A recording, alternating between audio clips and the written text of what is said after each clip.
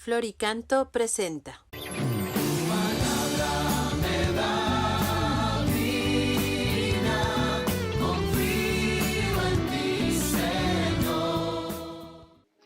¿Cómo compartes la palabra de Dios? En el nombre del Padre, y del Hijo, y del Espíritu Santo. Amén. Palabra de vida del Santo Evangelio según San Lucas, capítulo 8, versículos del 4 al 15. En aquel tiempo mucha gente se había reunido alrededor de Jesús, y al ir pasando por los pueblos, otros más se le unían. Entonces les dijo esta parábola. Salió un sembrador a sembrar su semilla. Al ir sembrando, unos granos cayeron en el camino, la gente los pisó y los pájaros se los comieron. Otros cayeron en terreno pedregoso y al brotar se secaron por falta de humedad. Otros cayeron entre espinos y al crecer estos los ahogaron. Los demás cayeron en tierra buena, crecieron y produjeron el 100 por 1. Dicho esto, exclamó: el que tenga oídos para oír, que oiga. Entonces le preguntaron los discípulos: ¿qué significa esta parábola? Y él les respondió: a ustedes se les ha concedido conocer claramente los secretos del reino de Dios. En cambio, a los demás, solo en parábolas, para que viendo no vean y oyendo no entiendan. La parábola significa esto: la semilla es la palabra de Dios.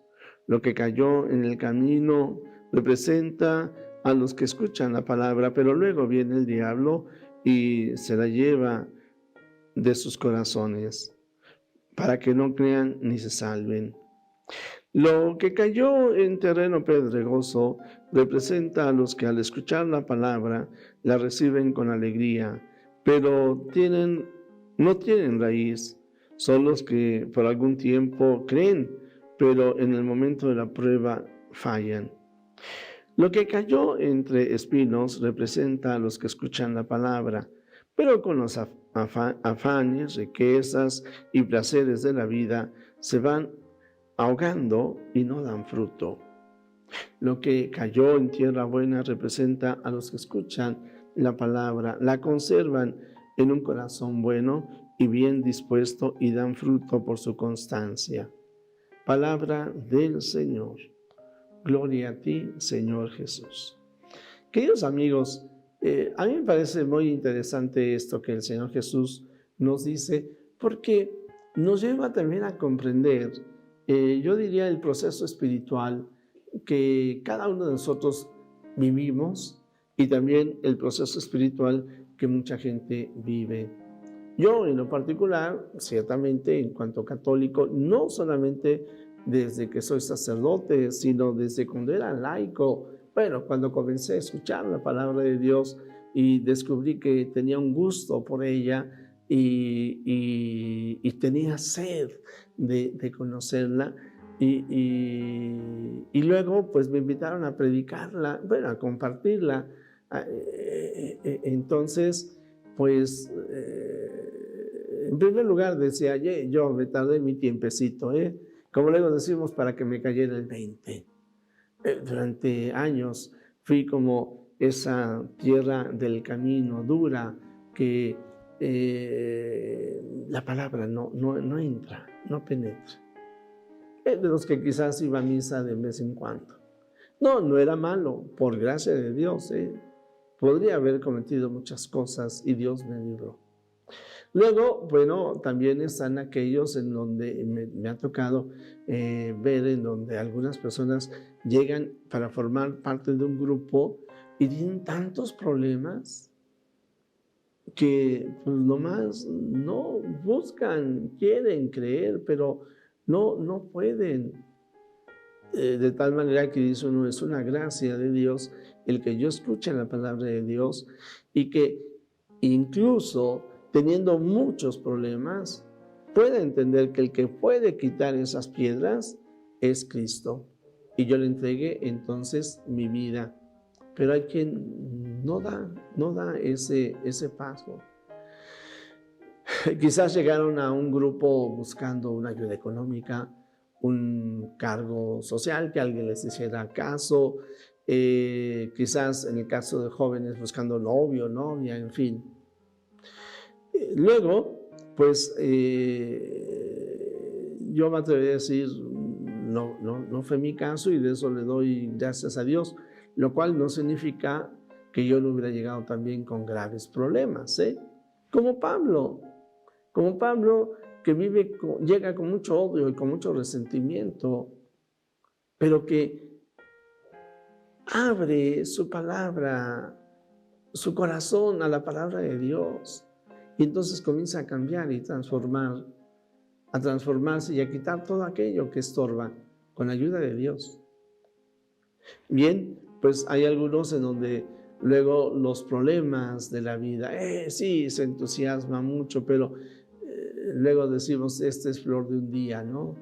A todo le dice que sí y no es constante y luego se va y luego pues ya tiene un nuevo problema, en fin. Para mí lo importante es de que el Señor a nadie juzga, a nadie rechaza, a todos nos da las posibilidades de conocer su palabra. Por eso dice, el que tenga oídos, que oiga a él, el que tenga ojos para ver, que vea. Es curioso que diga que esto se dice en parábolas para que algunos no crean o no lo entiendan. Ciertamente llegará su momento en donde el que persevera alcanza, así decimos. Me ha gustado una expresión que habla de la inteligencia espiritual. Así como hablamos de la inteligencia que podríamos decir matemática, también está esto que podríamos llamar inteligencia emocional. Bueno, la inteligencia espiritual significa desarrollar habilidades, capacidades en base a un interés que nosotros tenemos. Ojalá también nosotros tengamos interés en conocer la palabra de Dios. En este mes de la Biblia, ojalá tú todos los días pues tengas un misalito por lo menos y leas la lectura del día y cuando participas en misa, pues ya tengas una idea de lo que se te va a anunciar, pero porque hiciste silencio, porque escuchaste la voz de Dios, porque la meditaste. Y en eso, pues poco a poco irás teniendo mayor gusto por la palabra de Dios y la podrás ir entendiendo. La inteligencia espiritual, yo diría, es ponernos en una meta, en un camino. Me comprometo a querer escuchar la palabra de Dios. Me comprometo a profundizar en el Evangelio y en las enseñanzas de Cristo y del Antiguo Testamento y ordeno mi vida. La inteligencia espiritual implica también una disciplina, ¿sí? Conozco gente que vive este camino y dice, Padre, yo quiero confesarme. Hace tiempo que no confieso, pero quiero comenzar un camino. Y maravilloso cuando además perseveran. Y de esa manera, entonces, esa inteligencia espiritual lo que hace es de que yo tenga con claridad que Jesús es el Señor, que Él tiene un destino para mí, un camino que yo debo de seguir y una meta que es el cielo. Y entonces, pues, me entrego al amor de Dios y persevero. Porque también esta inteligencia espiritual, al tiempo que voy descubriendo y me voy animando y voy creciendo más y más y más en el conocimiento de la palabra de Dios, no es para un día, no es para una semana, no es para un mes, no es para un año, es para toda la vida, hasta que el Señor nos llame a su presencia. Y entonces, si tú me dices, si yo te dijera que hoy tengo 68 y voy a poner que a los 22 acepté a Cristo en mi corazón, bueno, pues llevo 44 años en donde he tenido problemas, dificultades. En aquel entonces todavía no entraba al seminario, he tenido tentaciones, he tenido fallas, he tenido pecados, se me ha muerto gente que yo quiero, he vivido injusticias y bueno, ¿por qué persevero? Porque sigo un camino. Así se llamaban los cristianos, fue el primer nombre que les dieron, los seguidores del camino, porque sigo a Cristo. porque tengo una meta, llegar al Padre, porque me anima el Espíritu Santo. Yo ya les he comentado, cuando yo digo me anima, cuando digo tengo, es porque tú tienes un camino a recorrer, porque tienes una meta, es el Padre, porque te guía el Espíritu Santo y Él ilumina tu mente y tu corazón. Acabamos de celebrar a Teresa de Calcuta el día 5 de septiembre. Para mí, ¿quién es Cristo? El camino para ser seguido, la vida para ser vivida, la palabra para ser proclamada. Es mi Dios, es mi todo. Sí, querido amigo, hoy deja que la palabra de Dios se asiente en tu corazón.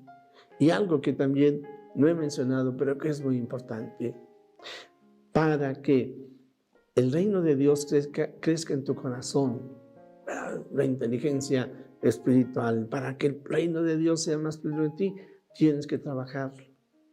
Tienes que trabajar la parcela que se te ha dado, tienes que compartir el evangelio, tienes que tener buenas obras. Y entonces, en la medida en que estás haciendo el bien, te sientes a gusto. Dice el profeta, me sedujiste, Señor, y me dejé seducir. Cuando me preguntan cómo surgió mi vocación, yo les decía, pues es que me dieron una Biblia, me pidieron que hablara sobre ella, y entonces me di cuenta que las palabras que yo decía ayudaban a otros. Eso me entusiasmó, pero que las palabras que yo leía iban cambiando mi vida. Pues anuncia a Cristo, siembra la palabra, en primer lugar, sé buena tierra.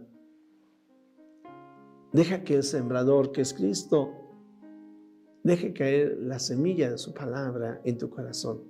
Pero también tú asume la tarea y el compromiso de ser sembrador.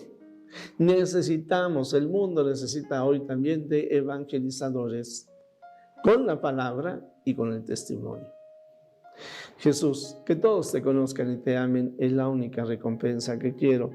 La bendición de Dios Todopoderoso, Padre, Hijo y Espíritu Santo, descienda sobre ti, sobre tu familia, sobre México y el mundo entero. Amén.